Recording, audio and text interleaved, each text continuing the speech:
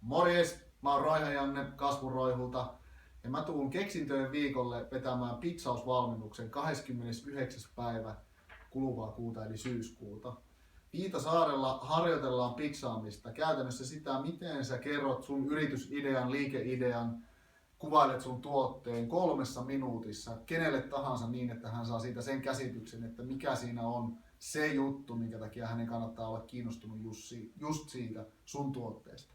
Harjoitellaan sitä pitsaamista ihan käytännössä ja mä kerron muutamia elementtejä, mitä hyvä pitsi pitää aina sisällään. Hauska, erittäin hauska toiminnallinen työpaja tulossa. Sulle ilmanen, jos olet näyttelijäasettelijaksi tulossa keksintöjen viikolle, lähde ihmeessä mukaan. Seuraavana päivänä perjantaina on myöskin tämmöinen pitsauskilpailu osana keksintöjen viikon ohjelmaa. Ja jos siltä tuntuu, niin sä voit lähteä siitä suoritetaan sitten siihen kilpailuun mukaan. Harjoitellaan sitäkin varten silloin torstaina. Tuu ihmeessä mukaan. Nähdään Viitasaarella 29. päivä syyskuuta iltapäivän puolella. Kato lisää keksintöjenviikko.fi. Moikka!